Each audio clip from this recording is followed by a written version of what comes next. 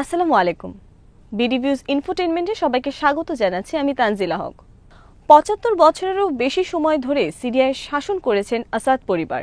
পিতা হাফেজ আল আসাদ ক্ষমতায় ছিলেন প্রায় ৫০ বছরের বেশি, আর তার ছেলে বাশার আল আসাদ দীর্ঘ ২ যুগেরও বেশি সময়। আরব জাতীয়তাবাদের তকমা ধারণ করে সিরিয়ার এই শাসকেরা নিজেদেরকে ফিলিস্তিন এবং তার ইসরায়েলি দখল বিরোধী সংগ্রামের কঠোর সমর্থক হিসেবে উপস্থাপন করেছিল। সেই আসাদ পরিবারের পতন ঘটে যাওয়ায় অনেকেই ধারণা করেছিলেন যে ফিলিস্তিন একটি বড় সমর্থক হারাবে, ফিলিস্তিনের মুক্তি আন্দোলনও হয়তো হোঁচট খাবে।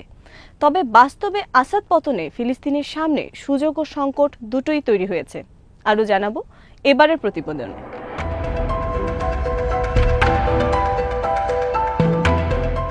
অনেক বিশ্লেষকই মনে করেন ফিলিস্তিনের বন্ধু হিসেবে যে বয়ানটি আসাদ পরিবার বিগত বছরগুলোতে দিয়ে এসেছে তা ছিল অনেকটাই মুখোশের মতো, মূলত নিজেদের অপকর্মগুলো আড়াল করার জন্য এবং আসাদ পরিবারের প্রতি একটি সহানুভূতি তৈরির প্রয়াস হিসেবেই তারা এমনটা করত।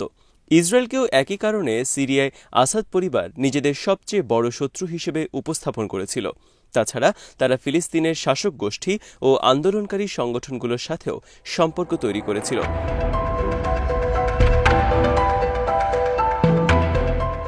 ক্ষেত্রবিশেষে আর্থিক ও সামরিক সহায়তাও দিয়েছিল। হামাস প্রতিষ্ঠাতা শেখ আহমদ ইয়াসিনের কারাগার থেকে মুক্তি এবং ফিলিস্তিনের বাইরে তার চিকিৎসা ও ভ্রমণের কাজেও সিরিয়ার সাবেক প্রেসিডেন্ট বাশার আল আসাদ সহযোগিতা করেছিলেন। কিন্তু এই সবই আসাদ পরিবার করেছিল তাদের নিজেদের এজেন্ডা ও স্বার্থ বাস্তবায়ন করে। নিজেদের অস্তিত্ব বিপন্ন করে তারা কিছুই করতে চায়নি।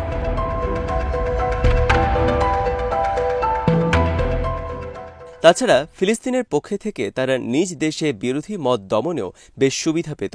বিরোধী মতের অনেককেই প্রকাশ্যে আসাদ সরকার ফিলিস্তিন বিরোধী হিসেবে চিত্রায়িত করলেও বাস্তবে ঘটনার মূল প্রেক্ষাপট হয়তো ভিন্ন ছিল। এবার বাশার আল আসাদের স্বৈরশাসনের পতন ঘটে যাওয়ার পর ফিলিস্তিনি বেশ কিছু সংগঠনের নেতাকর্মীদের ভাগ্য অনিশ্চিত হয়ে পড়েছে। এই নেতাকর্মীদের আসাদ সরকারই সিরিয়ায় আশ্রয় দিয়েছিল।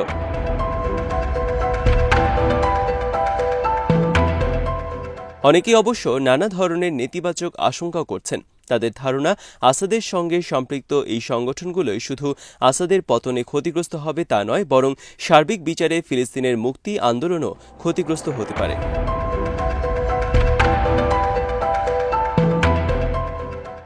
সিরিয়ায় ফিলিস্তিনের কোন কোন সংগঠনের কতজন সদস্য অবস্থান করছে তা এখনও নিশ্চিত নয়।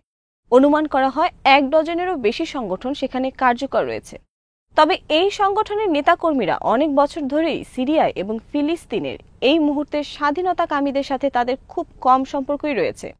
আর আসাদ সরকারও খুব বেশি আদর্শিক বা নৈতিক কারণে এই সংগঠনগুলোকে আশ্রয় দিয়েছিল তাও নয়, বরং নিজেদের স্বার্থ এবং চরিতার্থ করার জন্য এবং অনেক ক্ষেত্রে পরিস্থিতি সামাল দেওয়ার জন্য তারা এই কাজগুলো করেছিল।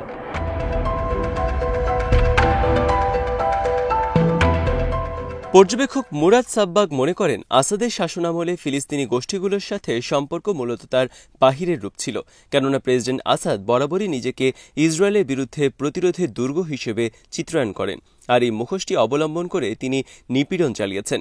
কার্যত তিনি কখনোই ফিলিস্তিনি আন্দোলনের ব্যাপারে খুব বেশি আন্তরিক ছিলেন না।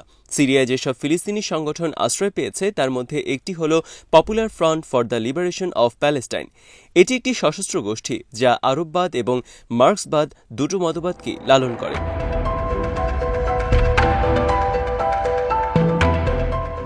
১৯৬৭ সালে ইসরায়েলের পশ্চিম তীর দখলের পর এই ছোট গোষ্ঠীটি ইসরায়েলি এবং পশ্চিমা টার্গেটগুলোর বিরুদ্ধে একাধিক আক্রমণ চালিয়েছে বলে জানা যায়।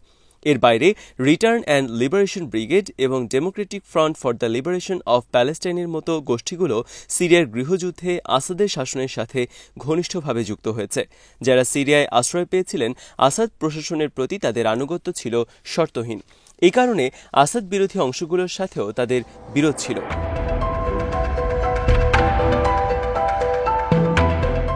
তাছাড়া ইয়ারমুকে যেসব শরণার্থী শিবির রয়েছে সেগুলো ধ্বংসের সাথেও ফিলিস্তিনি এই সংগঠনগুলোর সম্পৃক্ততার কথাও জানা যায়। আসাদের পতনের পর এই গোষ্ঠীগুলো এখন কঠিন এক বাস্তবতার মুখোমুখি হয়েছে, কেননা যে গোষ্ঠীগুলো এতদিন আসাদের পাশে থেকে তার পক্ষে লড়াই করেছে তারা এখন সিরিয়ার নতুন শাসকদের থেকে বিচ্ছিন্ন হয়ে পড়েছে। এমনও হতে পারে যে তারা দেশ ত্যাগে আদিষ্ট হতে পারে, অথবা দেশে থাকলেও তারা হয়তো আগের মতো স্বাধীনভাবে কাজ করতে বা চলাচল করতে পারবে না। এমনকি তারা গৃহযুদ্ধ চলাকালীন সংঘটিত নির্যাতনের জন্য আইনগত পরিণতি বা বিচারের মুখোমুখিও হতে পারে।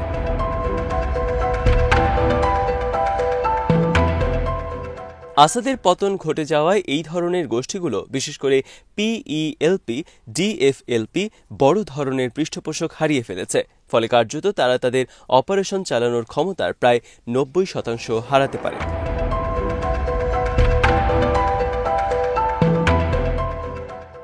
আসাদের পতনের প্রভাব অবশ্য ফিলিস্তিনি সবগুলো গোষ্ঠীর ওপর একইভাবে পড়বে না। হামাস এবং ফিলিস্তিনি ইসলামী জিহাদের মতো যে সংগঠনগুলোর বৃহত্তর আঞ্চলিক সংযোগ রয়েছে, এমন গোষ্ঠীগুলো হয়তো নতুন রাজনৈতিক পরিস্থিতিতে সফলভাবে নিজেকে মানিয়ে নিতে সক্ষম হবে। কেননা হামাসের সাথে একটি সময়ে আসাদ শাসনের সাথে সুসম্পর্ক থাকলেও 2012 সালে সিরিয়ায় গৃহযুদ্ধের সূত্রপাত হওয়ার পর হামাস নিজেদেরকে একটু গুটিয়ে নেয় এবং বিরোধীদের পাশে দাঁড়ায়। আসাদ শাসনের শেষ দিকে হামাস আবারও আসাদের সাথে সম্পর্ক মেরামতের চেষ্টা করেছিল, তবে সেই সম্পর্ক খুব বেশি গভীর হয়নি।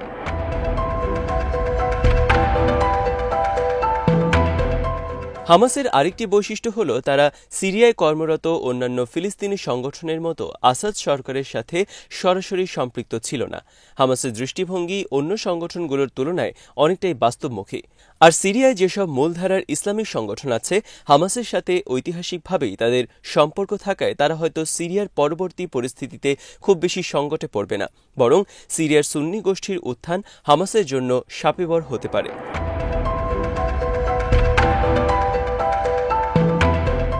হামাসের তুলনায় ফিলিস্তিনের ইসলামী জিহাদের সামনে সংকট কিছুটা বেশি, যদিও তাদের ইরানের সঙ্গে গুরুত্বপূর্ণ সম্পর্ক রয়েছে এবং তারা সিরিয়ায় গৃহযুদ্ধে সরাসরি সম্পৃক্ত হয়নি। তবে আসাদের সঙ্গে তাদের সম্পর্ক ভালো থাকায় পরিবর্তিত সিরিয়ায় তাদেরকে চাপের মুখে পড়তে হতে পারে, কারণ আসাদ ছাড়া তাদের সেখানে থাকতে নানা সমস্যা হতে পারে। লেবাননের পরিস্থিতি অবনতি হওয়ায় পরিস্থিতি আরও জটিল করে তুলেছে। একসময় লেবানন ছিল ফিলিস্তিনি গোষ্ঠীগুলোর জন্য একটি স্বস্তির স্থান।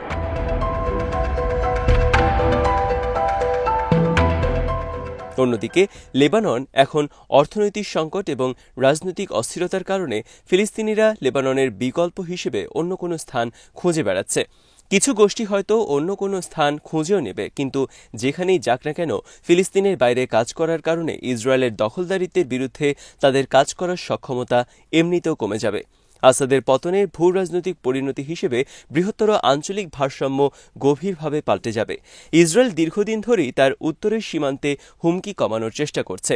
এই পরিস্থিতি ব্যবহার করে ইসরায়েল নিজস্ব এজেন্ডা এগিয়ে নিয়ে যাচ্ছে এবং সিরিয়ার ঐক্যকে দুর্বল করার চেষ্টা করছে।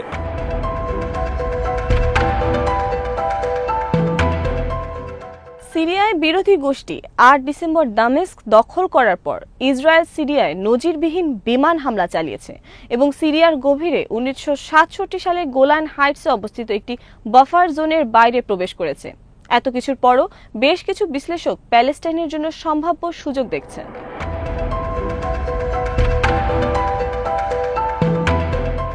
ডক্টর সামি আল আস্তাল গাজার আল আকসা বিশ্ববিদ্যালয়ের প্রফেসর। তিনি বলেন যে আসাদ আমলে ফিলিস্তিনের জন্য যতটা স্বস্তিদায়ক পরিস্থিতি তৈরি করতে পেরেছেন, সেই তুলনায় একটি স্থিতিশীল গণতান্ত্রিক সিরিয়া ফিলিস্তিনের জন্য আরও অনেক বেশি কল্যাণকর হয়ে উঠতে পারে। তিনি বলেন, আসাদ শাসন ফিলিস্তিনি গোষ্ঠীগুলোকে তার শাসনের বৈধতা পাওয়ার জন্য একটি হাতিয়ার হিসেবে ব্যবহার করেছে। তাছাড়া পরিবর্তিত সিরিয়ায় নতুন সরকার হয়তো লুকোচুরি করে নয়, বরং রাজনৈতিক এবং কূটনৈতিকভাবে ফিলিস্তিনিদের সমর্থন করতে পারে।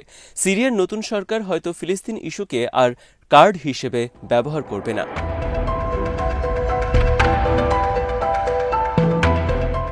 আসাদের শাসনের পতন প্রতিরোধের কৌশল পুনর্বিবেচনা করারও একটি সুযোগ সৃষ্টি হতে পারে।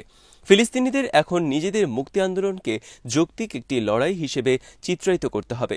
সামরিক তৎপরতার পাশাপাশি শিক্ষা, স্বাস্থ্যসেবা, শাসন ব্যবস্থা এবং রাজনৈতিক ও কূটনৈতিক চ্যানেলগুলির মাধ্যমে দখলদারিত্বের বিরুদ্ধে লড়াই করতে হবে, কেননা শুধুমাত্র সশস্ত্র প্রতিরোধ মুক্তির আন্দোলন টেকসই হতে পারে না।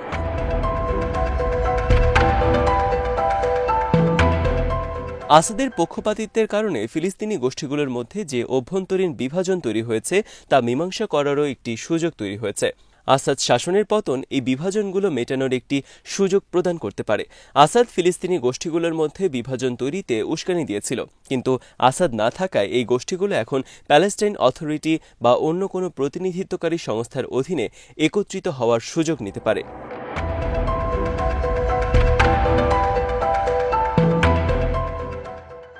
সর্বোপরি একটি স্থিতিশীল সিরিয়া ফিলিস্তিনের মুক্তি আন্দোলন সত্যিকারের সহযোগী হতে পারে। সমরাস্ত্র ও আর্থিক সহায়তার পাশাপাশি কূটনীতি প্রচারণা এবং ফিলিস্তিনি জনগণের পাশে দাঁড়িয়ে সিরিয়াও একটি ঐতিহাসিক ভূমিকা পালনের সুযোগ পেতে পারে।